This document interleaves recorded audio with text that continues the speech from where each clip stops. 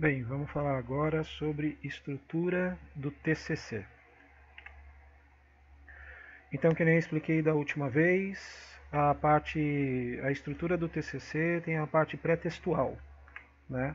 E essa parte é composta aí por capa, folha de rosto, dedicatória, agradecimento, epígrafe, o resumo em língua nacional e estrangeira, as listas, né, de ilustrações, tabelas, abreviaturas e símbolos e sumário. Que nem eu disse, eu acho interessante, referente da capa até o resumo, não colocaria as listas e o sumário, que é obrigatório, né? Justamente eu falo para não colocar as listas, para não gerar problema referente de esquecer algum item. Com muitas listas é capaz de poder se atrapalhar referente dentro da monografia aí, do nosso TCC. Depois temos as partes a parte textual, que é a metodologia do trabalho, onde vai ter a introdução, o desenvolvimento, a conclusão do trabalho, e a pós-textual, que o que é obrigatório aí são apenas as referências, mas é claro que se o seu trabalho tiver aí os apêndices e anexos, deve ser colocado, né? Capa. Esse aqui é o modelo da capa, no qual a gente encontra isso através do manual de elaboração do Centro Paula Souza, né? É um dos itens que nós temos. Então, se vocês repararem, nessa parte da capa, nós temos... Um minutinho só... Nós temos aqui a parte falando, né, a fonte que precisa. Então, fonte Arial 14. Toda vez que se referir aqui como caixa alta, significa todas as letras em maiúsculo, né? E negrito, centralizado. Aqui também fonte 14, Arial, negrito, centralizado, mas ali, ó, caixa baixa. Então, só a primeira letra que é em maiúsculo, o restante tudo minúsculo, né? Aqui negrito, 14, basicamente é tudo Arial 14, tá? A única coisa, né, é a separação do que é tudo maiúsculo e o que é tudo minúsculo. Folha de rosto. Então a folha de rosto vai vir o nome dos alunos aqui, já não vem mais a parte da instituição. Arial 14, negrito, tá? Todos. Só aqui que tem a caixa alta para o título e, no caso, se tiver um subtítulo, nós colocamos em minúsculo, né? Nome dos alunos, por mais que não conste aqui como deve ser, tudo caixa alta, tá? Aqui fonte Arial 11, tá? Espaçamento simples, e aqui 14, tá? Então a única coisa que muda aqui seria a fonte desse texto aqui, fonte 11.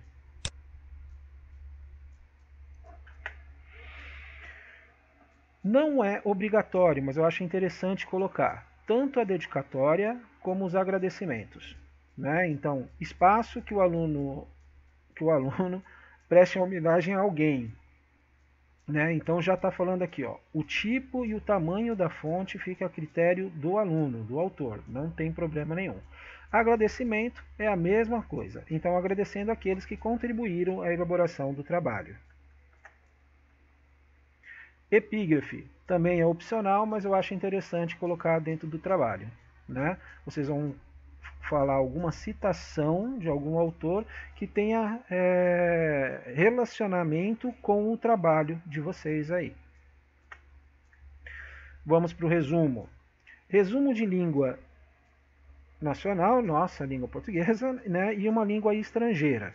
Eu gostaria que prestasse atenção a alguns itens. O primeiro é, olha lá, composto por frases concisas, afirmativas em parágrafo único, sem enumeração de tópicos. Então, não posso ter lista referente dentro do meu resumo, tá? Ele deve ser escrito na terceira pessoa do singular em voz ativa, tá? A gente já vai falar um pouco sobre isso. As palavras-chave devem estar localizadas no final do resumo, separadas entre si por ponto, ponto final, e finalizadas também por ponto, tá? No nosso trabalho e no manual não cita a quantidade de palavras-chave que precisa ter, mas eu acho que 3 já é o suficiente para ficar legal o trabalho aí. Vamos lá como está falando. Terceira pessoa, nós estamos falando de ele e ela, tá? Voz ativa, então como está dando a definição aqui. A característica da voz ativa é que o sujeito gramatical é o agente da ação. Então, ele e ela. Então é mais ou menos assim, você vai estar falando do trabalho, você está falando ele, o trabalho, o que o trabalho é feito. Então é dessa forma. Então exemplos que estão aqui, ó. Ele é fã de filmes de ficção científica. O trabalho expõe tal problema. O trabalho propõe tal solução, tá? Isso que estamos falando de voz ativa. O resumo, que nem eu comentei, então que nem estava lá dentro daquelas observações. Não tem mais que um parágrafo só, tá? Só tem um parágrafo. Não tenho lista nenhuma dentro do meu texto, tá? Palavras concisas, terceira pessoa, em voz ativa, palavras-chave. Tem aqui 5 palavras, na verdade, né? 1, 2, 3, 4 e um nome de uma pessoa. Então, as palavras-chave, que nem disse, são palavras que tem dentro do seu trabalho para o sistema bibliotecário encontrar o texto de vocês. Tá? Deixei aqui, dentro do Teams, o manual do Centro Paula Souza e também um arquivo pré-textual que nós vamos trabalhar com ele agora.